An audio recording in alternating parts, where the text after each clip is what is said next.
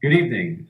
It's 7 o'clock on November 12th, and we are here with our design team and our internal working group to talk to the public about the Asa Parlin house. This historic house behind Town Hall has been noticed by everyone who's stopped by Town Hall or the library for the last, well, for a long time, but I think they've noticed its condition a lot over the last 10 years.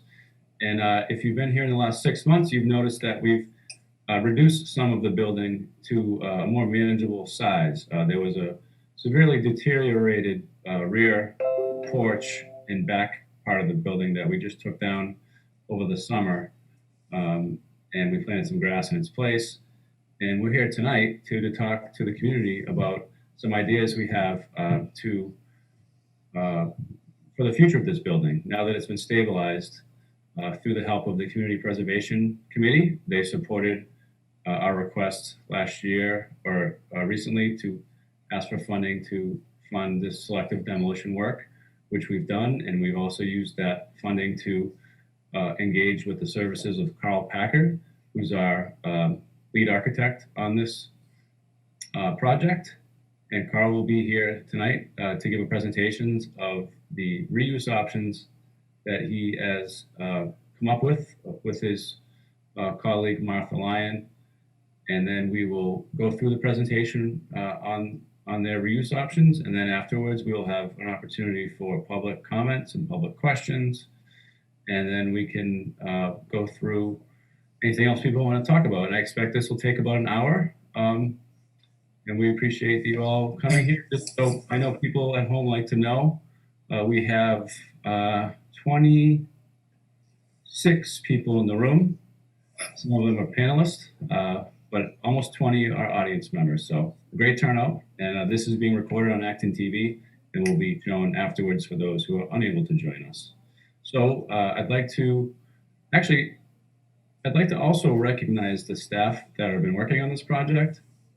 For all projects that we do in Acton, at the staff level, we bring in an interdepartmental team to get buy-in and support from and use the expertise we have throughout the organization.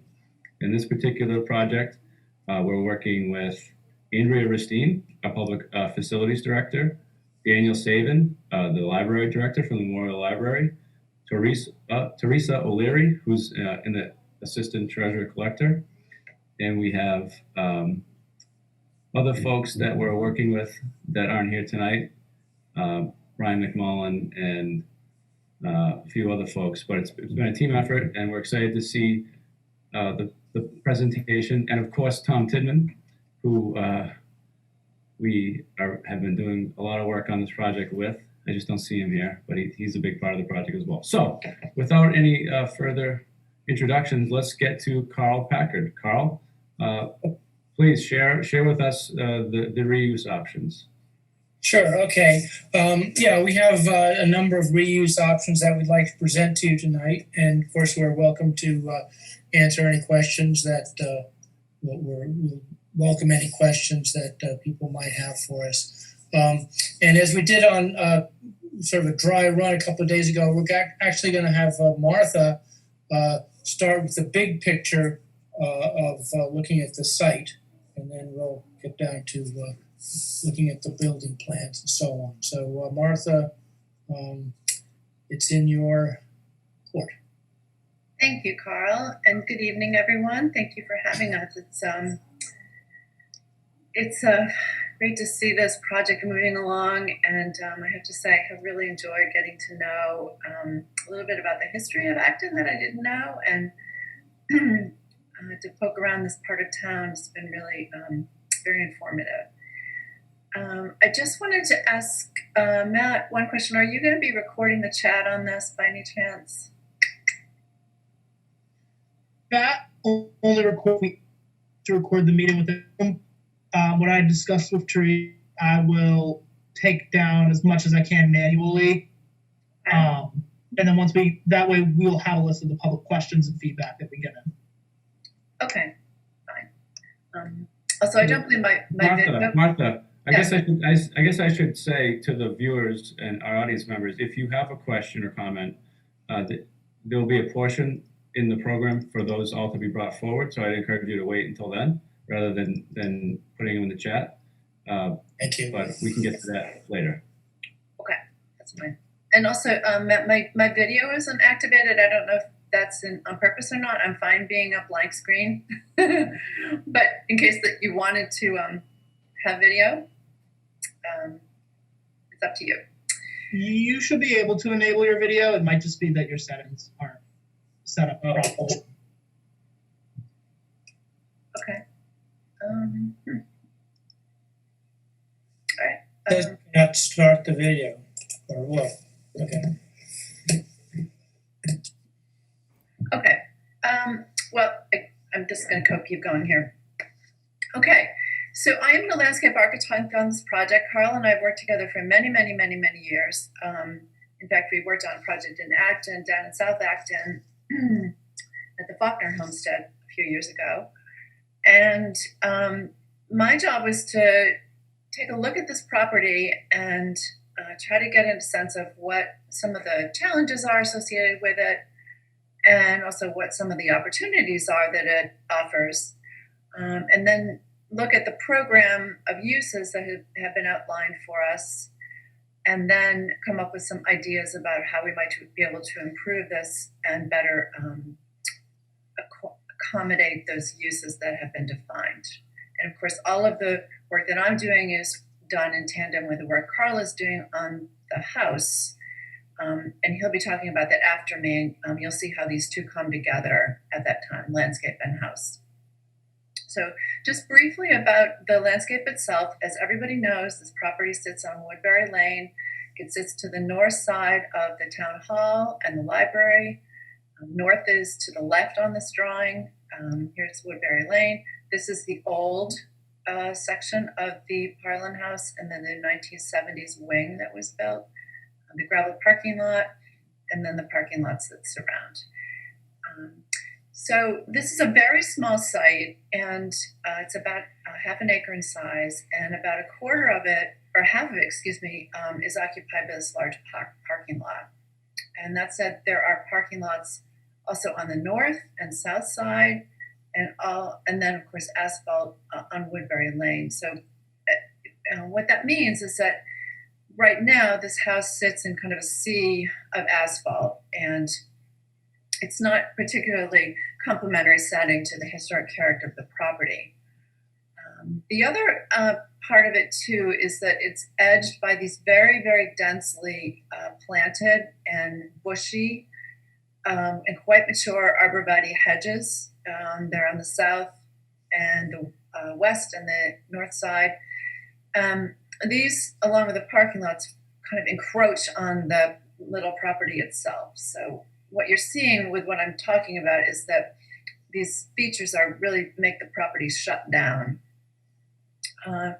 You do have open views across the asphalt parking lot, which are again detract from the historic character of this.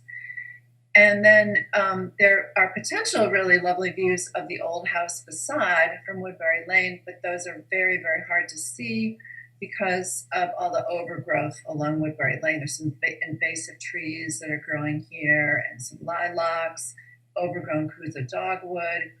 All those things are just crowding this house. In addition to the Kuza, there's a very large cedar on the east side of the house, which is also very large and crowding the house itself. So I think what you're hearing me say, and my summary about this is a small house, and it is on a very, very crowded piece of land. It feels almost like it's choking. So my job is to try to give it some room to breathe. Just in terms of circulation, it's pretty disconnected from the other buildings on the property. To get to the property, it's not easy to do. There are no obvious crosswalks leading from the other town buildings to the site, and there is no sidewalk along Woodbury Lane that would lead pedestrians from the main street down into the property. And then just, the access to the property, there is no ADA compliant access. neither parking nor doorways that persons with physical limitations can easily enter. And then, in my opinion, the 1970s addition really, again, detracts from the historic character of the property. It's very large, it's very tall, and again, it really crowds this little, charming little building. So those are some of the constraints. That said, there are quite a few opportunities, I think, here. One is that you have very gentle grades across the property, so that means that not a lot of grading is going to be necessary to make this a much more usable space. There are sidewalks that are fairly close to the property, even though they don't connect, but they can easily be connected to. There's already a curb cut on Woodbury Lane, which can be used to create a more compliant, sturdier parking area. The small amount of land that does exist does offer some opportunity for outdoor space, for outdoor activities. There are a few trees that complement the size of the house. And there's also the remnants of a probably what was at one time a quite lovely and defining stone wall that edges the property on two sides. And this is an image of it up here on the top. And then, as I mentioned, under constraints, there is a great opportunity to open up the views to the facade of the house, which I think would really emphasize its historic character and make it better complement the historic district within which it lies. Here are some of the program elements that were defined for Carl and me when we were beginning our work on the project. And then I'll just go through these quickly. There's a very strong interest in integrating the Parlin House with our other buildings in the civic complex. So connecting it to the library and the town hall. Using sustainable landscape practices to deal with stormwater, etc. So instead of trying to increase the amount of water that needs to be carried through pipes underground and treated, do it in a more sustainable manner. There's a need for ADA compliant parking at the house and an amount that's would fulfill the zoning requirements for the use of this property.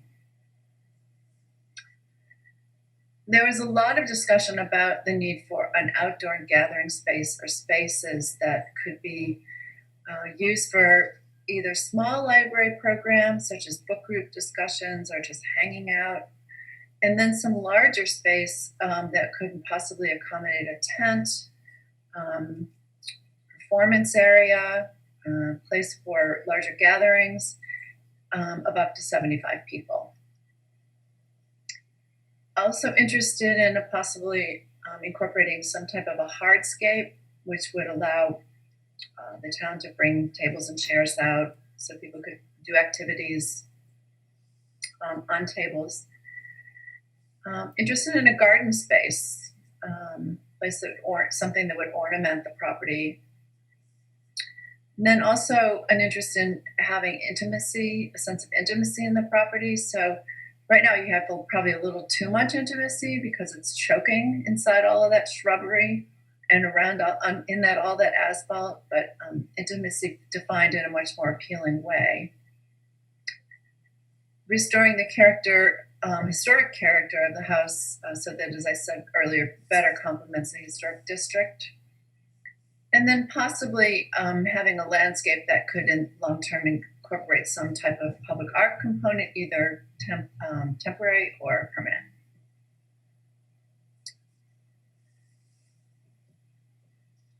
I wanted to just talk a little bit about some of the design principles that I always adhere to when I'm working on any kind of a landscape. First of these would be to try to give this space some breadth. And I always, I told the folks in the town we were working with about this. I grew up in a really cluttered household. I had two Depression era parents that never threw anything away. And I think I've spent most of my design life trying to declutter.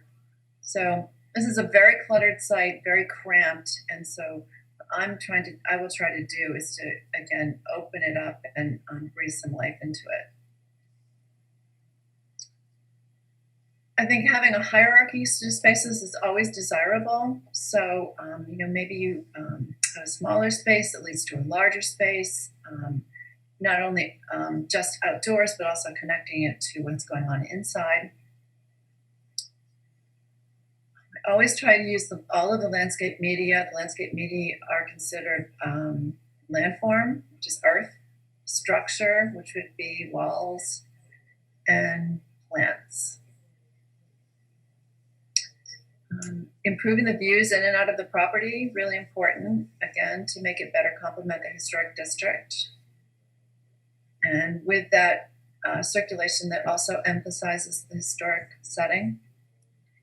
And then finally, making all the improvements ADA compliant. So the property gets used by as many residents as possible. Given all of that, I developed 2 different design concepts. And this seems a little funny because it says concepts 1 and 2. And the reason it says concepts 1 and 2 is this is a concept that will work with the first 2 of the building alternatives. So we'll get to that in a second, and you'll see how that all fits together. In this first concept, we are retaining the footprint of the 1970s wing, and Carl will fill in more detail about that. And because this wing takes up so much space, my sense is that we need to reserve as much of the rest of the property for openness. So in this case, visitors to the site could either park in one of the town parking lot spaces and walk along this meandering kind of Victorian style path that would lead to the door to the Parlin House complex, we'll call it, which would be on the north side of the wing. And then an additional parking area would be built removing the existing curb cut and then sharing the curb cut that exists for this parking lot on the north side, moving these 2 spaces that we would take out over southward to be incorporated into this new parking lot that would have 3 ADA compliant spaces. And then in the big lawn area would get graded out so that it would be kind of an oval-shaped amphitheater. It would be slightly recessed and with some gentle berms around the outside of it, and then planting incorporated. So the whole idea of having a garden, the property really becomes the garden. This is where your sense of enclosure is and your intimacy, but then you also have this nice space. And I think Carl will talk to you about that. There would be obviously a logical connection between the wing and this amphitheater space. So that's concepts 1 and 2. And then the third concept incorporates a new structure. So what we're doing here is we're removing the 1970s structure, which really gives the old house its own place and its own identity, and it's not caught up in a much bigger building and enshrouded by a much bigger building. So that really opens up the structure and gives much better view from Woodbury Lane.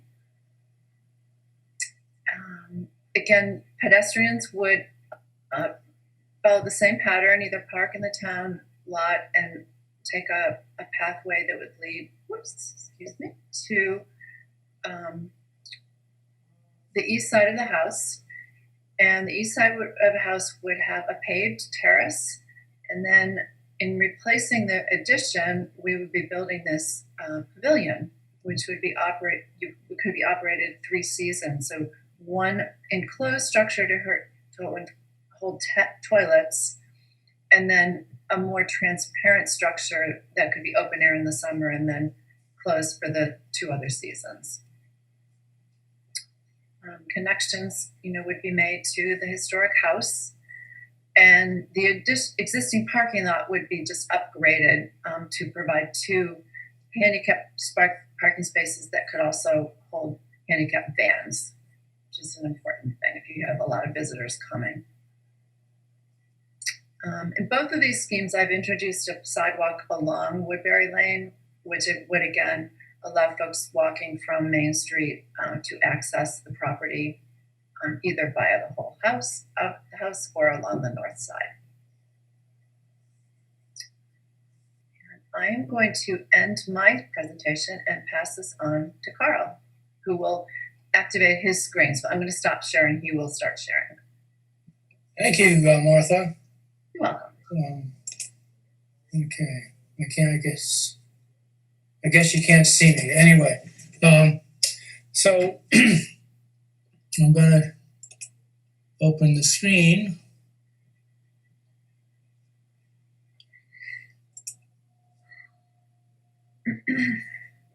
Oops.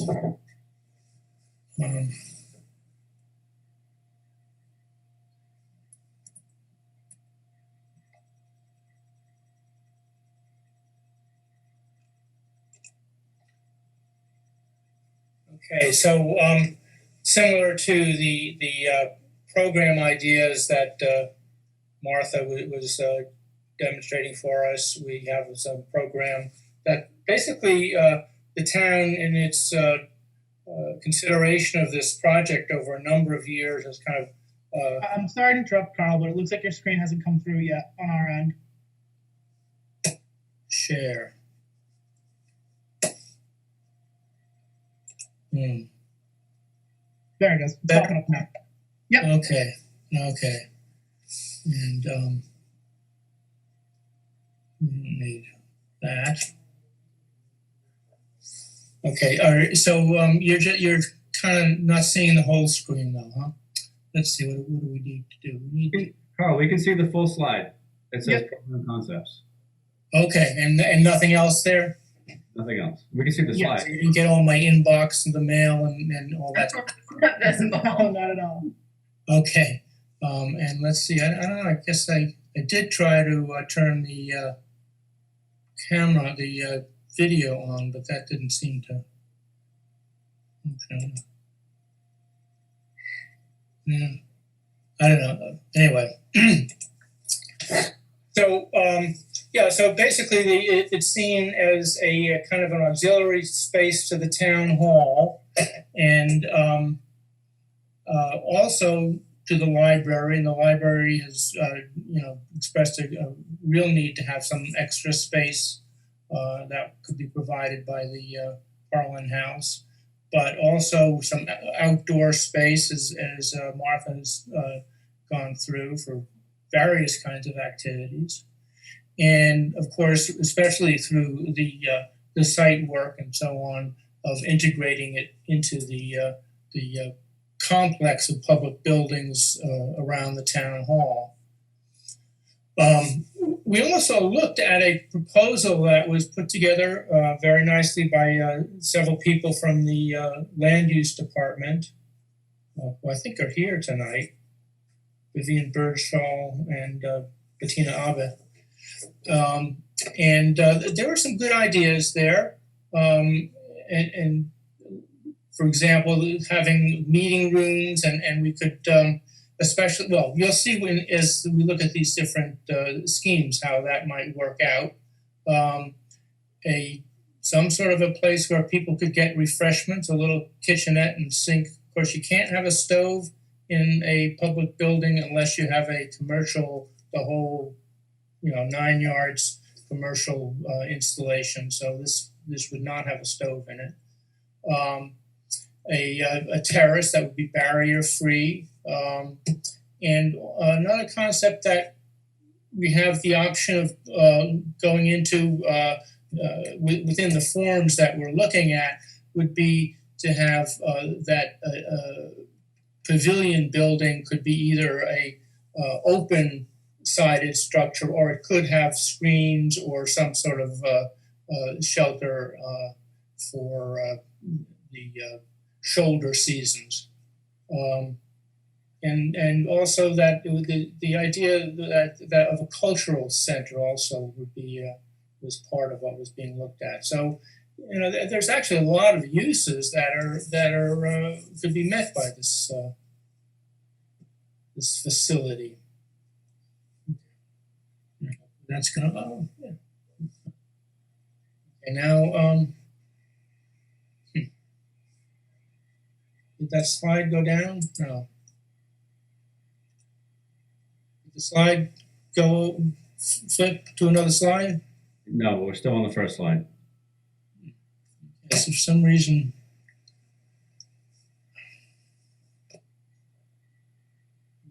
Screen sharing.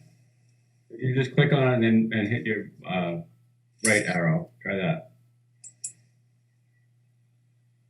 Yeah, next. Yeah, there we go. Okay. Yeah. All right. Okay. So here is the description of the three schemes that we are looking at.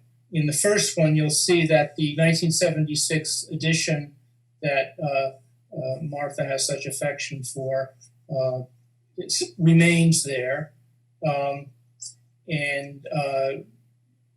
So there would be uses that would be in the Parlin House itself and also in that 1976 edition.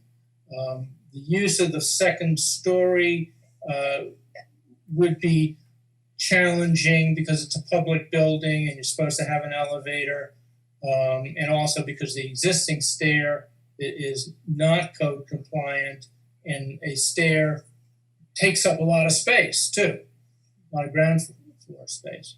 But so we'll look at that in the plans. We looked at another one where the second floor of the 1976 edition is removed, which makes the scale relationship between the two buildings much more comfortable. And there had been, some desire to keep that ground floor room with the fireplace and the bay window and the antique beams. And then we looked at removing that 1976 edition entirely and having again, this open air or 3-season pavilion. So let's move on to the pictures. Okay, so here was this concept one, the large and somewhat overwhelming addition remains. It could be used as a meeting room. We're showing, just for conceptual purposes, a layout of seating, so you can get some idea of how many people you could get in there. You could also have a meeting room with tables and chairs, or an office, and we would have 2 handicapped accessible toilets in the existing Parlin House. And that goes with the landscape scheme that Martha had shown you before. So I'm going to go on to the second concept. And in that concept, it's similar to the first concept. The footprint is pretty much the same, but we've lowered the building. We've just basically taken the second floor and the existing roof off. All that, the roof there is in pretty bad shape, and some of the walls on the second floor are in bad shape. They're also in bad shape on the first floor too. So that whole section needs a reconstruction and renovation almost as much as the 150-year-old Parlin House itself needs. But that was that. So that also goes with that same landscape concept that Martha presented. And then we look at the last one. And here, the Parlin House could be opened up more. We would be able to put the restroom facilities in this outdoor pavilion, or this adjacent pavilion. You could probably get more of a meeting space in this configuration. There's some question as to whether we're showing this stair here, but it would actually have to be rebuilt in any case to be able to gain access from inside the Parlin house. And there's some question as to whether it's really useful to keep it at all. The pavilion itself would be just a kind of just what the word pavilion says. It would be a space with a roof and pretty open on the sides. And then again, the restrooms and a little utility room as part of that. And that also shows an elevation down here. It's a low structure. It does add some roof runoff to the site, but that's compensated by removing the runoff from the existing 1976 edition. So I think there's some good possibilities here, and we're interested in hearing what people have to say.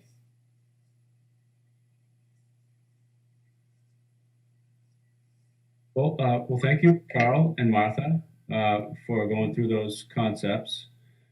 So those are the concepts that we have for you all to consider tonight, and we would love now for any members of the audience, of which there are about 23 people, if anyone's interested in making a comment or asking a question about the concepts, now is your opportunity to do so. So please raise your hand with the raise your hand thing, or please raise your hand. All right. Looks like we have a question from Joan Gardner. Matt, do you want me to do this, or do you want to take this? I can take this. All right, thanks. Joan, you should be able to speak in just a second. Okay, you can unmute now. Yeah, I used to live on Woodbury Lane and another house down the street that was an antique. And I was very distressed to see this house going to rack and ruin. So I'm very happy we're doing this project. And I would like concept 2. I think that's most helpful for all the reasons stated. Thank you. Okay, thank you, Joan. Madeline, I'm going to butcher this last name, Kabowski. You should be able to speak in just a moment.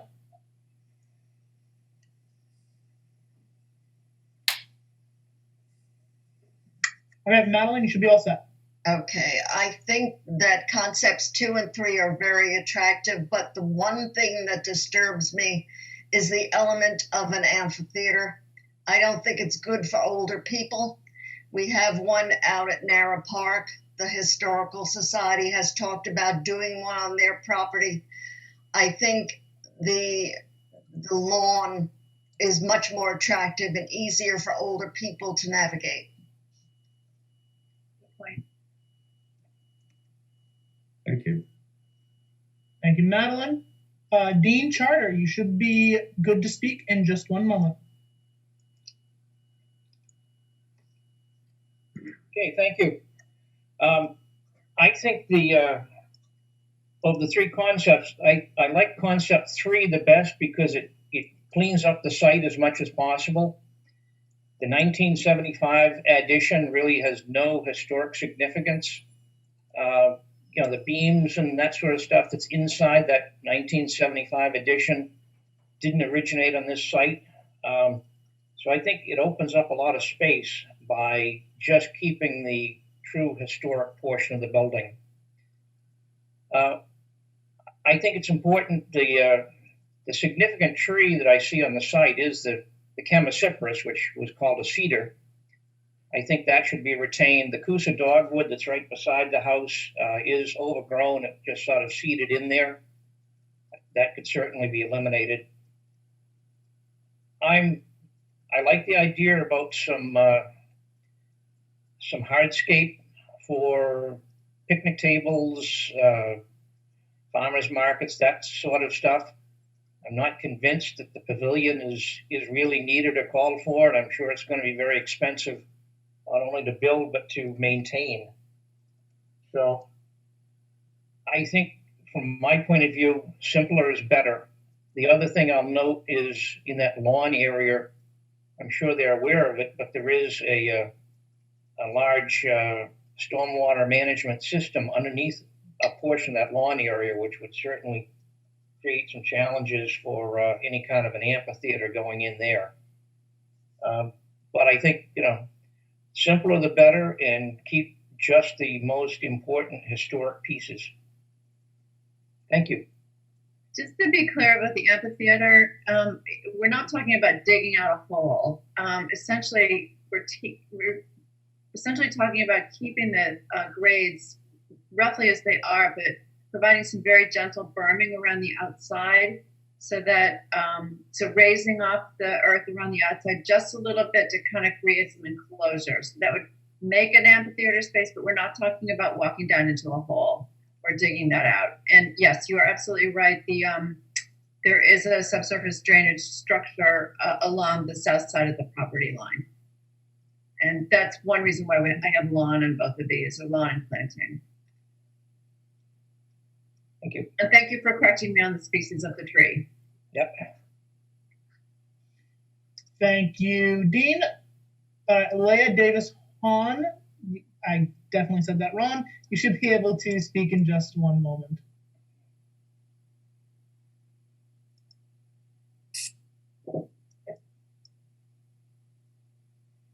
Leah, you should be good to go.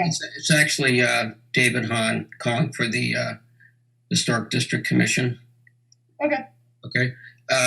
So about 10 years ago, myself and the other architect on the commission, we did a scheme for this property.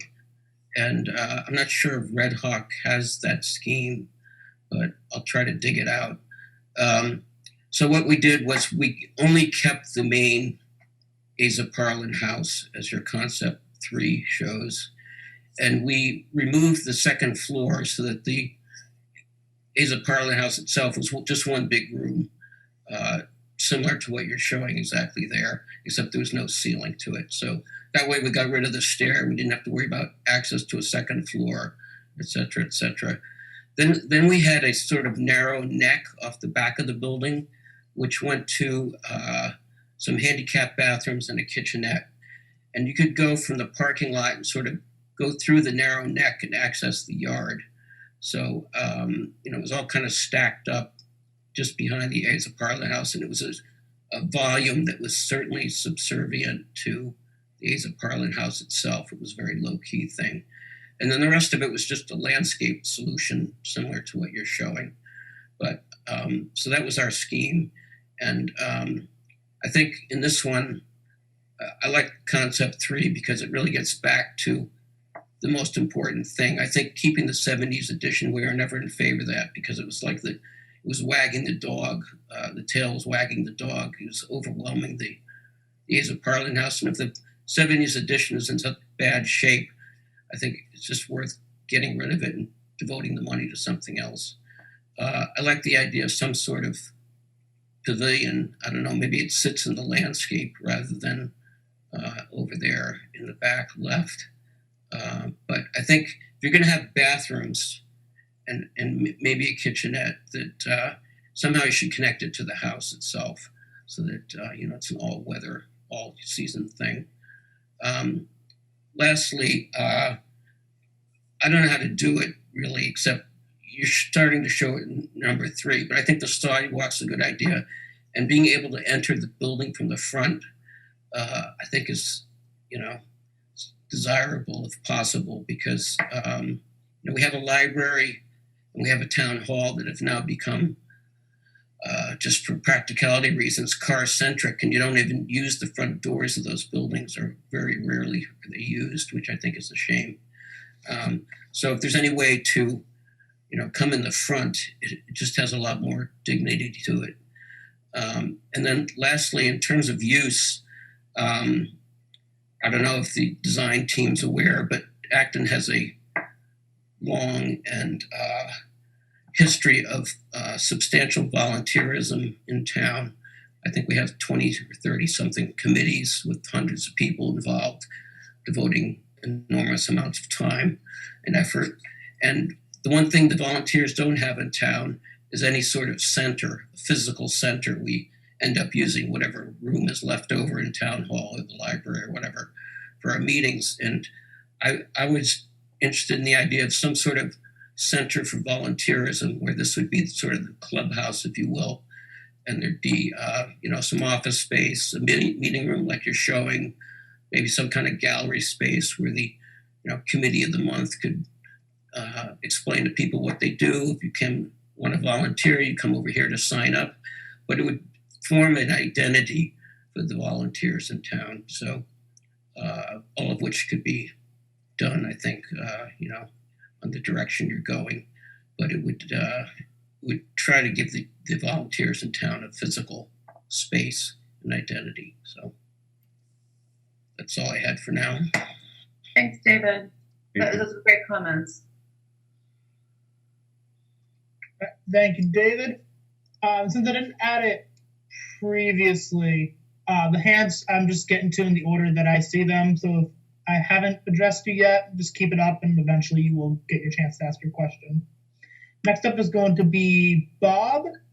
Bob, you should be able to speak in just a moment. Whenever you're ready, sir.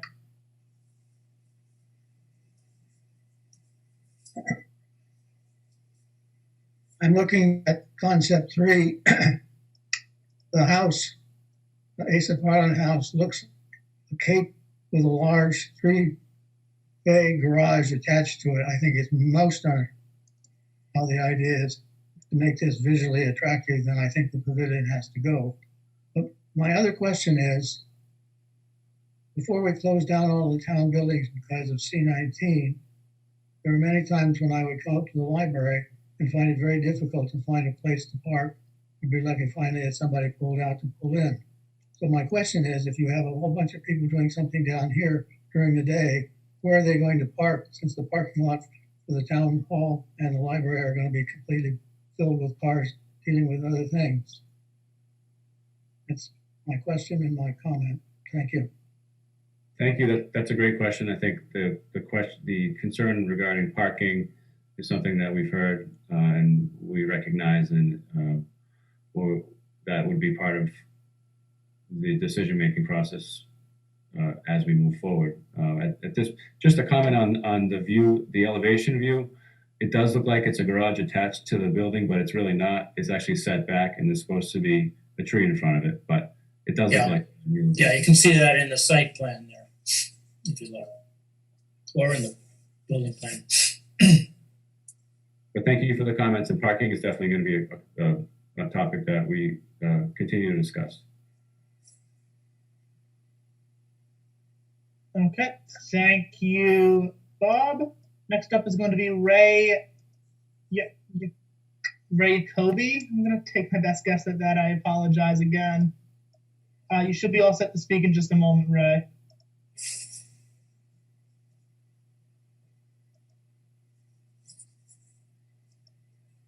Can you hear me?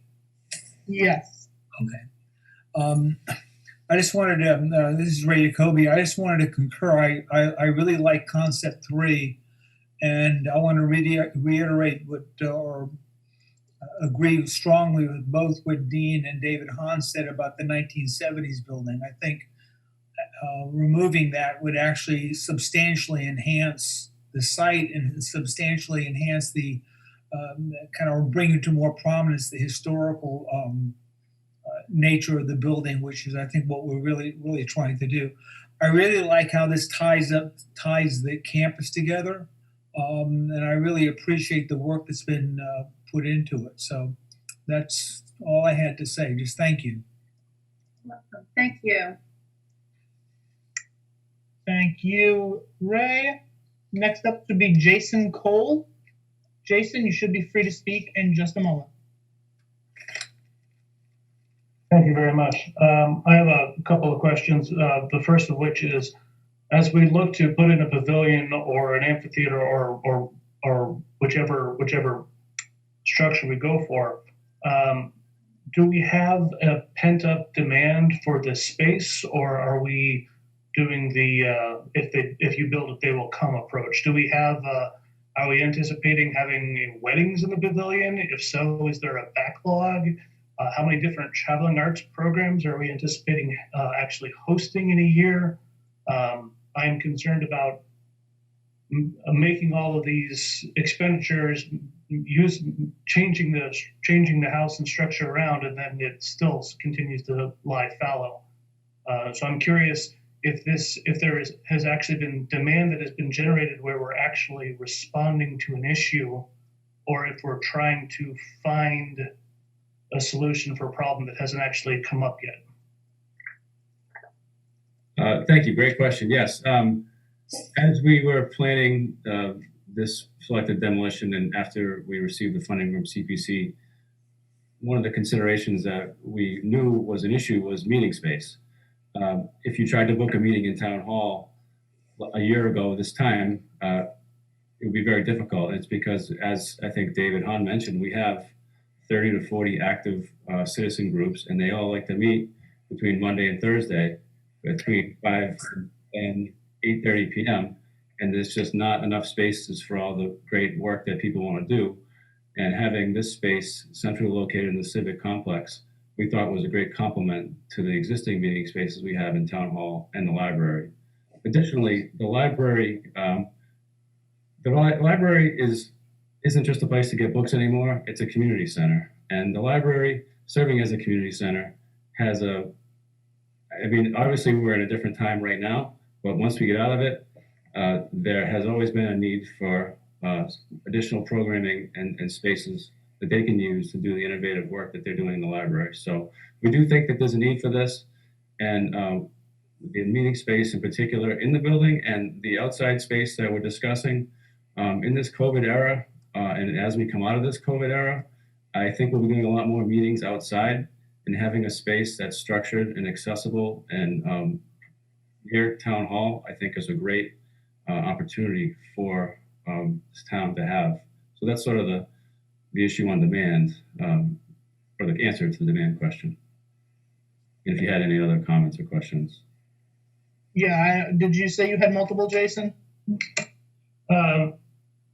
The only other comment that I would point out is if the purpose in option 1 was to focus on the garden, I think you would be able to put in a larger green space and potentially even more parking if you just tore down all of the old buildings and completely used the whole parcel as a fresh space. So I realize that train has left the station. We've already invested quite a bit of money into the old structure. But to Bob's point about parking and to your own comment about an option 1 focusing on the outdoor space, I question the need for all the reclaiming of the old buildings. Thank you. All right, thank you, Jason. Next up will be Michaela Moran. You should be able to speak in just a single moment. Whenever you're ready. Hello all. Hi, Carl. Hi, Martha.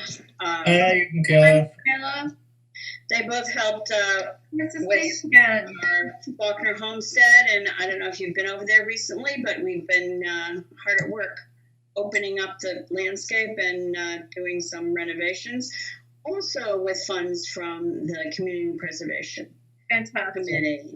It's great. I'm really pleased to see that the town has finally taken seriously the use and reuse of Asa Parlin and is honoring the historic structure that's there.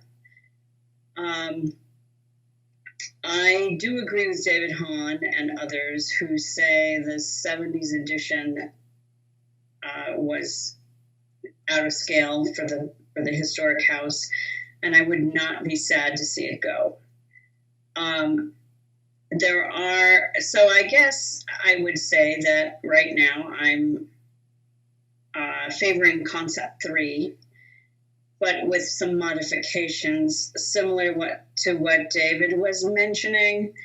If the antique home is a public space for meeting, do we not need to have some sort of restroom in the building itself? And perhaps kitchenette. I love the concept of honoring all the volunteers in the town that David mentioned. I think that would really go a long way to sustaining the volunteership in the town. It's also a really great space, and we do need more space for meetings. And having a space like this would be really terrific.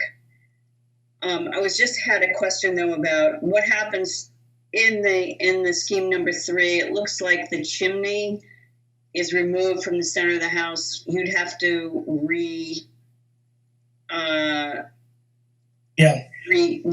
shore up that house, and what happens, because it's still on the rendering on the elevation, but it's not in the interior. So is that a fake chimney on the top, or what are you thinking about that? In the sense that it would be a functioning chimney, it would be fake, but it would be structurally held up there. That's somehow okay. Well, some beams. Yeah. We'll just hold it up. Atlas will be there. I had one other question, and oh yes, the house currently has a septic system. Is that correct? It's not functioning, but yes. It does, and that's what. Not a functioning septic system. My understanding is that the tank is crushed, so it really have to be replaced. Oh, okay, but that would not be an impediment to putting in facilities in that area, of course. Okay, so that's all. I do actually. I was skeptical when you first brought out concept 1 and 2, and I am now much more inclined to accept concept 3. But I do think the facility should be attached to the house that has the heat in it, so that even if there's a pavilion back there, the meeting space has facilities. So that's my input. Thanks. Having the facilities, the only facilities inside the house, there was a need for access to facilities from the site in general. There's a lot of people using the site and kids and stuff like that. So that was sort of seen as that this could be not just for the house, but for all the activities that are going on the site. You could have those in the house, but then you would have to go into the house. Could you put them just on a little wart on the back side of the house that would contain that sort of stuff, and then be accessible from both sides? It might work that way. I don't know. You're the designers. Thank you. Thank you, Michaela. Yeah, thank you, Michaela. Yeah. Thank you so much, Michaela. Yeah. There is a question in the chat. Would the panelists like me to read that out loud? Sure. Okay, go. Okay. So this is from Fran Arsenault. Her preferred concept is concept 3, and her question was, would the restrooms be public, and could the town possibly do compost and toilets? She thinks having toilets on the town campus would be a great idea. That certainly could be done, yeah. They do need maintenance. The town would, yeah, but that they certainly could be composting toilets. Okay, thank you for the question, Fran. And Miriam Lezak, you are our next questioner. You should be able to speak in just a moment. Okay, hi. Lovely ideas. I tend to think about how the library, how this can get folded a little bit into the library, and one way that I see is being able to use it as story time or projects and other things. But with that, you have the concepts that you have right now have all these chairs. Is there any, do we have anything planned for where to store chairs so that we can pull out tables or we can pull out little puppets or something? Is there any storage built into this? I think I probably like the third concept. Just that seems to be the favored idea, and I'll go with that. But I love the fact that there's been a lot of thought put into this, and into both the buildings and the landscaping. It's lovely. Thank you. Thank you. With regards to storage, I think we would have to sort that out as we finalize the program and what we're doing with the building. As shown here, the only storage is for concept 3, the only storage is in the pavilion space. The attic, I think we would not use, or the upstairs we would try not to use anymore. And the basement, I don't know is really sufficient or is usable for storage. Does anybody know that? Would be challenging. You have to go out and then through the bulkhead, and it's it's a dirt floor. It's not a great yeah.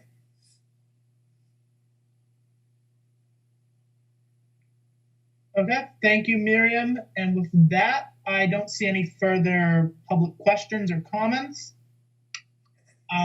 If you want to give it a second to see if anyone wants to jump in, that's fine, but that seems to be everyone we have. So great. Well, we're right at the 1 hour mark, but we do have 2 minutes, which I think we could use to do a poll. Yes. You want to do a poll? This is not a scientific poll. We but the reason, political poll. How about that? Right? Yeah. This is the beginning of a stakeholder and a community engagement process in what this facility is going to be like for the town. And as we proceed in the design process, feedback like we've received from all you tonight is very valuable. And just for fun, we'd like to show a poll and see if you'd be willing to take a position right now on which option you like best. I think if I just push this button, it launches the poll. Is that right, Matt? It should let you launch it from that button, yep. Does anybody see that? It came up on my end. We cannot vote as members of the panel. Oh, all right. We do not get a say, unfortunately. That's okay. Cool. All right. The results are coming in. We have 25 people here, and we have 17 votes. So some people can't decide, or none. If you don't want to vote, we'll consider it none. Someone wants to see all 3 plans. Carl, can you move between them? Yeah. Okay. I think so. Let's go back to. I'm still sharing the screen here. Okay. So right click on it and just do previous. Yeah, here we go.